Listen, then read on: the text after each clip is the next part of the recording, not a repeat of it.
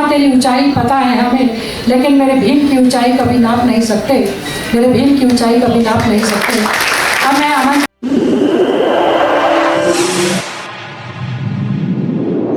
इस news channel पर जो भी वक्ता ने कहा वो उसकी अपनी राय है, जिसकी पुष्टि नेशन न्यूज इंडिया नहीं करता। धन्यवाद।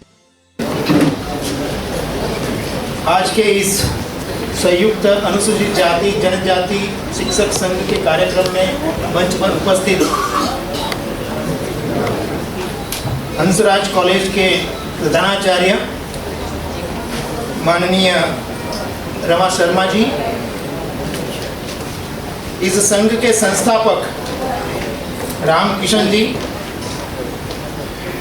इस संस्था के चेयरमैन सविता जी, कप्तान सिंह जी, प्रोफेसर चन्नीराम जी, रणजीत प्रसाद जी एवं नाहट जी,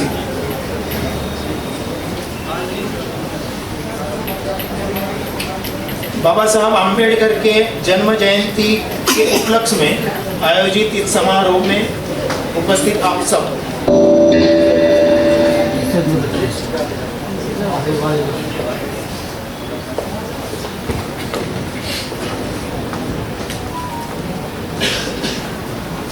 यहाँ पर जिन्होंने ये प्रस्तुति की नाटिका एवं गीत, इन सबको मैं अभिनंदन देता हूँ। हम सब बाबा साहब आम्बेडकर को अंजलि देने के लिए उपस्थित हुए हैं। बाबा साहब आम्बेडकर कैसे एक तेजस्वी सूर्य के समान थे वो हम सब जानते हैं। बाबा साहब आम्बेडकर ने अपना पूरा जीवन समाज के जो वंचित वर्ग था उसे न्याय मिले, अधिकार मिले, इसलिए समर्पित कर दिया था। जो भी महापुरुष होते हैं उस महापुरुष के अंदर कुछ विशेषताएं होती हैं, जैसे ये जो हमारा राष्ट्र है उस राष्ट्र का गहन अभ्यास, दूसरा है सकारात्मकता का भाव, एक संगठन कुशलता और लोक संगठन की क्षमता। ये कुछ विशेषताएं महापुरुष के अंदर होनी बहुत जरूरी है। और हम सब जानते हैं कि बाबा साहब आम्बेडकर एक ऐसे महापुरुष थे कि वो जानते थे कि इस राष्ट्र की भविष्य क्या होना चाहिए और वर्तमान क्या होना चाहिए। बाल्यावस्था में बाबा साहब आम्बेडकर को अनेक कटु अनुभव हुए थे, अपमानित हुए थे। उसके बावजूद भी बाबा साहब आम्बेडकर अपने अंतर्मन में जो बुद्धि शक्ति थी वो लेकर आगे बढ़े और महानता के उच्चतम शिखर पर पहुंचे। बाबा साहब आम्बेडकर ने स्वयं कहा है कि मेरे अंदर जो संस्कार और बुद्धि आई उसका एक कारण अपने पिताजी को देते हैं। आप सब शिक्षक हैं। हमारे पूर्व राष्ट्रपति डॉक्टर अब्दुल कलाम ने भी यही बात कही थी कि बच्चों के अंदर संस्कार का सिंचन करना है तो दो ही व्यक्ति कर सकते हैं, एक माता पिता और दूसरे शिक्षक। तो आप पर भी बहुत बड़ा दायित्व है। बाबा साहब आम्बेडकर कहते हैं कि बाल्यावस्था में हमारे घर का नियम था कि सुबह में प्रार्थना होती थी और रात को तुकाराम के भजन होने के बाद ही हमें खाना मिलता था। और आगे जाकर हमारे अंदर जो संस्कारों का सिंचन हुआ उसका एकमात्र कारण था कि ये जो भोजन के पहले जो प्रार्थना होती है उसका बहुत बड़ा कारण ये बाबा साहब ने बताया है। बाबा साहब ने एक और बात कही है। हम सब जानते हैं कि बाबा साहब आम्बेडकर का जो मुंबई में घर था वो बहुत छोटा था और बाबा साहब आम्बेडकर को पढ़ना था तो छोटे से घर में तो पढ़ नहीं सकते थे, इसलिए अपनी जो वहाँ जो उनका एरिया था उसके नज़दीक एक गार्डन था, उसमें वो पढ़ने के लिए जाते थे बाबा साहब आम्बेडकर। वो एकाग्रता से किसी वृक्ष के नीचे बैठकर पढ़ते थे। इतनी तल्लीनता से, इतनी एकाग्रता से बाबा साहब आम्बेडकर पढ़ते थे। उस समय उस गार्डन के अंदर महाराष्ट्र के बहुत बड़े साहित्यकार कृष्णाजी केलुस्कर आते थे। कृष्णाजी केलुस्कर देखते थे कि एक युवा बड़ी तल्लीनता से पढ़ता है। एक दिन उनको पूछा कि आपका नाम क्या है, तो बाबा साहब ने बताया कि मेरा नाम भीमराव है। बाबा साहब आम्बेडकर का जो चेहरा था वो तेजस्वी तो था ही। कुछ सवाल जवाब हुए और कृष्णाजी केलुस्कर को लगा कि ये बच्चा आगे जाके बहुत बड़ा नाम कमाएगा। और बाबा साहब आम्बेडकर पूरे महाराष्ट्र के अंदर महार जाति के अंदर पहले मैट्रिक पास हुए। उस समय कृष्णाजी केलुस्कर ने उनको एक किताब भेंट की थी अपनी लिखी हुई। उस किताब का नाम था तथागत बुद्ध का जीवन चरित्र। बाबा साहब आम्बेडकर को तथागत बुद्ध का पहला परिचय कराने वाले थे ये कृष्णाजी केलुस्कर थे। और कृष्णाजी केलुस्कर स्वयं ब्राह्मण जाति के थे। बाबा साहब आम्बेडकर को अपनी जो सरनेम थी, शिक्षक का बालक के अंदर कैसा परिवर्तन कर सकते हैं, ये जो आम्बेडकर, जो गुरुजी आम्बेडकर बोलते थे वो है। बाबा साहब आम्बेडकर की प्रतिभा वो जानते थे, इसीलिए उन्होंने बाल्यावस्था से ही प्राथमिक शाला में पढ़ते थे। उस समय से ही ये जो आम्बेडकर जी थे वो बाबा साहब आम्बेडकर को अलग अलग किताबें लाकर पढ़वाते थे। और इसी कारण बाबा साहब आम्बेडकर को अपनी कक्षा के अलावा भी विविध किताबों का भी ज्ञान हुआ। बाबा साहब आम्बेडकर ने लिखा है कि ये जो कृष्णाजी केलुस्कर और गुरुजी आम्बेडकर, उन्होंने अपने पिताजी के अलावा अपने जीवन में जिन्होंने परिवर्तन किया, ये दो लोगों का नाम उन्होंने बताया है।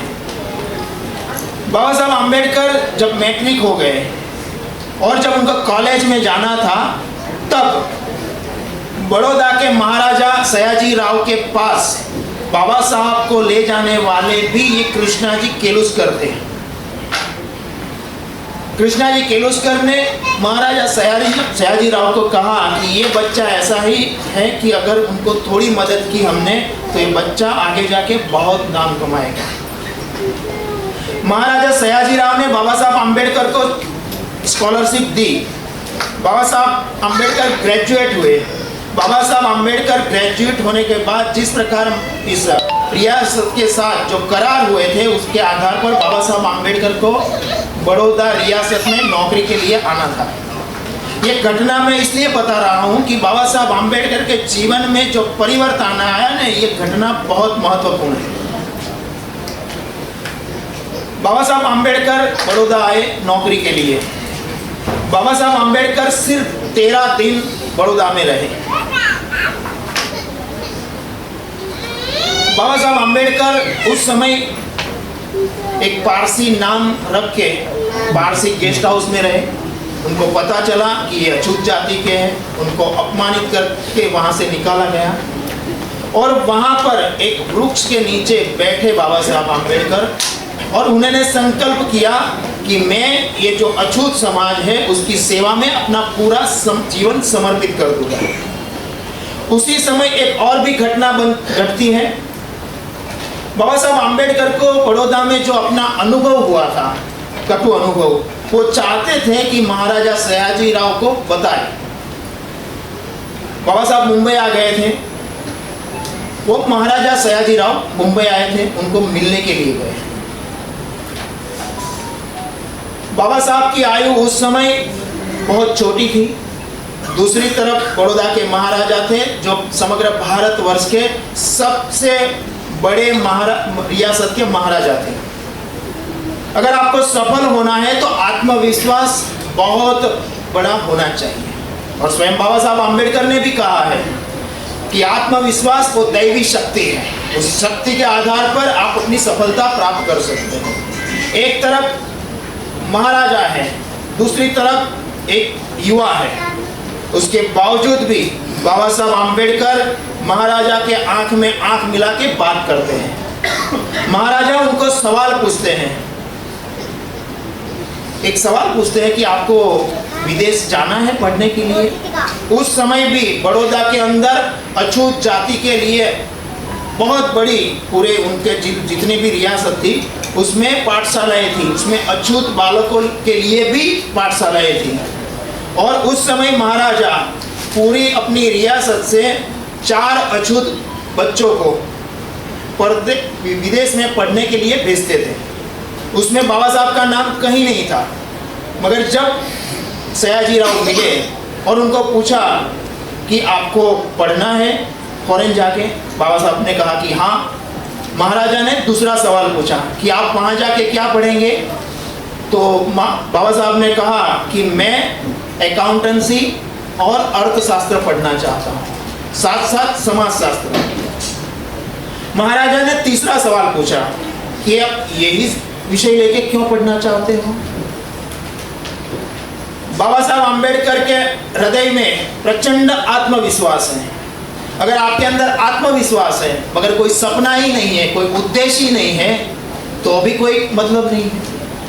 महाराजा ने जब सवाल पूछा कि यही विषय लेकर आप क्यों परदेश जाना चाहते हो, तब बाबा साहब आम्बेडकर ने कहा कि मेरा जो समाज है हजारों सालों से वंचित है, उसे न्याय और अधिकारों से वंचित कर दिया है, उसको मैं अधिकार दिलाना चाहता हूँ। आप सोचिए कि उनकी आयु बहुत छोटी है, उसके बावजूद भी उनका सपना, उनका उद्देश्य, उनका संकल्प बहुत स्पष्ट है कि मैं ये डिग्रियां इसलिए प्राप्त करना चाहता हूं ताकि अछूत समाज की मैं सेवा कर सकूं। और यही सपना लेकर, यही संकल्प लेकर बाबा साहब आम्बेडकर अमेरिका गए थे। और अमेरिका पढ़ने के बाद अर्थशास्त्र के अंदर सभी डिग्रियां लेने के बाद जब यहाँ वापिस आए, उस समय भी बाबा साहब आम्बेडकर जब कोलंबिया में पढ़ते थे तब भी आप देखिए वो एकदम युवा थे। और वहाँ से उन्होंने किसी अखबार में पढ़ा था कि उस समय के बहुत बड़े कानूनविद थे फिरोज शाह मेहता, उनका देहांत हुआ था। और देहांत होने के बाद मुंबई के अंदर उनका बहुत बड़ा स्टैचू लगने वाला था। जब बाबा साहब आम्बेडकर ने अमेरिका के अंदर ये जब पढ़ा उन्होंने ये समाचार, तब बाबा साहब आम्बेडकर ने बॉम्बे क्रॉनिकल करके एक अखबार निकलता था, उसमें उन्होंने लेटर्स टू द एडिटर लिखा बाबा साहब आम्बेडकर ने। उसमें बाबा साहब ने लिखा कि आप स्टैचू बना के क्या करोगे। बाबा साहब आम्बेडकर ने कहा कि फिरोज शाह मेहता की जितनी प्रतिभा थी उसी प्रकार उनकी जो बड़ी प्रतिभा थी उसी बड़ी आकार का लाइब्रेरी बननी चाहिए, नहीं कि स्टैचू। तो बाबा साहब आम्बेडकर चाहते थे कि बच्चों के अंदर अगर शिक्षा, विद्या और संस्कार देना है तो उसके अंदर ये जो किताबें हैं वो बहुत बड़ी भूमिका अदा कर सकता है। बाबा साहब आम्बेडकर उस समय एक दूसरा पत्र भी लिखते हैं, अपने पिताजी के मित्र थे, पिताजी के मित्र की एक पुत्री थी, वो पढ़ती थी। तो बाबा साहब आम्बेडकर उस समय भी अपने पिताजी के जो मित्र थे उनको पत्र में लिखते हैं कि आप अपनी लड़की को पढ़ाइए। और उस समय भी जो आज हम नारे जब सुनते हैं कि बेटी बचाओ बेटी पढ़ाओ, बाबा साहब आम्बेडकर ने उस समय छोटी आयु में अमेरिका से पत्र लिखा है कि आप अपनी बच्ची को पढ़ाइए, अगर वो पढ़ेगी तभी आगे बढ़ेगी। साथ साथ बाबा साहब आम्बेडकर ये भी लिखते हैं कि उस पढ़ने के कारण उसके अंदर प्रचंड आत्मविश्वास जागेगा और चाहे कितनी भी मुश्किलें आएगी आपकी बच्ची वहाँ से आगे बढ़ेगी। तो बाबा साहब आम्बेडकर का व्यक्तित्व किस प्रकार था वो हमें ध्यान में आता है। साथ साथ बाबा साहब आम्बेडकर ने अपने जीवन की पहली संस्था प्रारंभ की थी, बहिष्कृत हितकारिणी सभा। वो प्रारंभ की थी उन्होंने 9 मार्च 1924 को। अपनी संस्था प्रारंभ करते समय बाबा साहब आम्बेडकर ने 4 उद्देश्य अपने सामने रखे थे। उनका पहला उद्देश्य था संस्कार केंद्र की स्थापना करना। बाबा साहब आम्बेडकर अपने जीवन के अंदर संस्कार को बहुत महत्व मानते थे। उन्होंने 12 दिसंबर 1955 को मिलिंद विश्वविद्यालय में एक व्याख्यान दिया था। उस व्याख्यान में भी बाबा साहब आम्बेडकर ने यही बात कही थी कि विद्या और संस्कार पशुता से मानवता सिखाता है। और उस समय बाबा साहब आम्बेडकर ने तथागत बुद्ध का एक उदाहरण दिया था। उन्होंने कहा कि बुद्ध जंगलों में जाकर बच्चों को, जंगलों में रहने वाले व्यक्तियों को विद्या देते थे। तो उस समय समाज के जो सर्वोच्च ठेकेदार थे, उन्होंने बाबा साहब आम्बेडकर को पूछा कि आप विद्या क्यों देते हो? तब तथागत बुद्ध ने कहा कि मैं विद्या इसलिए देता हूं कि मनुष्य को जितने अन्न की जरूरत होती है उतनी ही उसे विद्या की भी जरूरत होती है, और विद्या है वो मनुष्य को मानवता की ओर ले जाती है। तो बाबा साहब आम्बेडकर भी चाहते थे कि विद्या के साथ साथ संस्कार होना चाहिए। अपनी संस्था का उन्होंने दूसरा उद्देश्य रखा था कि ग्रंथालय और छात्रावास की स्थापना करना। उनका तीसरा उद्देश्य था, उस समय भी आज भी उनका जो तीसरा उद्देश्य है वो उतना ही महत्वपूर्ण है जितना 1924 में। बाबा साहब आम्बेडकर कहते थे कि सिर्फ सरकारी नौकरी से ही युवाओं का भला नहीं होगा, क्योंकि इतनी नौकरी तो है नहीं। तो उस समय बाबा साहब आम्बेडकर ने अपना जो तीसरा उद्देश्य रखा था वो था युवाओं को छोटा मोटा कारोबार अपना प्रारंभ कर सके, उसके लिए प्रशिक्षण केंद्र की स्थापना करना। उनका चौथा उद्देश्य था, और वो था कि जिनके भी पास थोड़ी कृषि लायक जमीन है तो थोड़ी जमीन में ज्यादा उत्पादन किसान कैसे ले सके, तो उसके लिए किसानों को प्रशिक्षित करना। आप सोचिए बाबा साहब आम्बेडकर की सोच कितनी ब्रॉड थी, कितनी विशाल थी कि वो युवाओं का भविष्य कैसे उज्जवल हो सकता है वो भी वो सोचते हैं, साथ साथ किसानों का भविष्य कैसे उज्जवल हो वो भी वो सोचते हैं। तो बाबा साहब आम्बेडकर ने सिर्फ इस वंचितों के लिए काम किया ऐसा नहीं है। बाबा साहब आम्बेडकर ने इस राष्ट्र का भविष्य उज्जवल बने, भारत आधुनिक स्तर पर आगे बढ़े, वो भी बाबा साहब आम्बेडकर ने सोचा है। उन्होंने अछूत समाज का कल्याण तो सोचा ही, साथ साथ राष्ट्र हित सर्वोपरि, भारत प्रथम बनना चाहिए, ये भी बाबा साहब आम्बेडकर ने सोचा। और इसीलिए बाबा साहब आम्बेडकर ने जब मिलिंद विद्यालय प्रारंभ की और सिद्धार्थ विद्यालय प्रारंभ की, तब भी बाबा साहब आम्बेडकर ने अपनी कॉलेज के अंदर जो प्रोफेसर जितने भी उन्होंने रखे वहां पर, अगर बाबा साहब आम्बेडकर चाहते थे, जैसे उन्होंने पहली संस्था प्रारंभ की बहिष्कृत हितकारिणी सभा, तो उसके अध्यक्ष थे चिमनलाल सेतवड़ेकर। वो स्वयं ब्राह्मण जाति के थे और बाकी जो ट्रस्टी थे उसमें वो भी अलग अलग समुदाय के थे। तो बाबा साहब आम्बेडकर का बाल्यावस्था में जिस प्रकार कटु अनुभव हुए थे, तो वो चाहते तो अपने अछूत बांधव को ही रखते, मगर ऐसा उन्होंने नहीं किया, क्योंकि बाबा साहब आम्बेडकर चाहते थे कि सबका साथ लेकर ही हमारा जो समाज है, अछूत समाज, वो आगे बढ़ सकता है। तो और इसीलिए बाबा साहब आम्बेडकर ने जब अपनी ये दोनों विद्यालय प्रारंभ की, तो जितने भी प्रोफेसर थे, आचार्य से लेकर सभी प्रोफेसर ब्राह्मण जाति के उन्होंने लिए। क्यों लिए? बाबा साहब आम्बेडकर चाहते थे कि मेरा जो समाज है, मेरा जो विद्यार्थी है, वो आगे बढ़े। और वो तो बाबा साहब आम्बेडकर जानते थे कि मेरा जो अछूत समाज है उसका भविष्य अगर उज्जवल करना है तो उसको शिक्षा देना बहुत बड़ी प्राथमिकता है। और बाबा साहब आम्बेडकर ने जब ये विद्यालय प्रारंभ की, तो आज भी वो दोनों विद्यालय देखने जैसे हैं। इतना बड़ा विशाल उसका परिसर है, इतना बड़ा बिल्डिंग है उसकी, तो उस समय बाबा साहब आम्बेडकर ने 1942 के बाद ये बिल्डिंग बनाई थी। बाबा साहब आम्बेडकर ने ये बिल्डिंग बनाई और ये प्रोफेसर्स रखे, उसमें विद्यार्थी आए, तो तीनों को लेकर भी बाबा साहब आम्बेडकर ने कहा है आप सब विद्यार्थी हैं, अरे आप सब शिक्षक हैं, तो बाबा साहब आम्बेडकर क्या सोचते थे वो आप सबको भी ग्रहण करना चाहिए। बाबा साहब आम्बेडकर ने कहा, हम सब ये कॉलेज में खड़े हैं, बाबा साहब आम्बेडकर ने कहा कि जो विद्यालय है उसका जो प्रांगण है वो पवित्र होना चाहिए। दूसरा उन्होंने कहा कि जो शिक्षक हैं वो शिक्षक राष्ट्र का कर्णधार है, उसके कंधों पर बच्चों का भविष्य है। वो विद्यार्थी को लेकर भी कहते हैं बाबा साहब आम्बेडकर कि आपके कंधों पर राष्ट्र का भविष्य है। और आप तीन अपने आराध्य देवता बाबा साहब आम्बेडकर ने गिनाए युवाओं को लेकर कि मेरा पहला आराध्य देवता है विद्या, मेरा दूसरा आराध्य देवता है आत्मसम्मान, मेरा तीसरा आराध्य देवता है शील चरित्र। और बाबा साहब आम्बेडकर ने शील चरित्र को सबसे अधिक महत्व दिया है, क्योंकि विद्या, आत्मसम्मान और शील चरित्र के आधार पर ही जो मनुष्य है वो मानवता की ओर जाता है।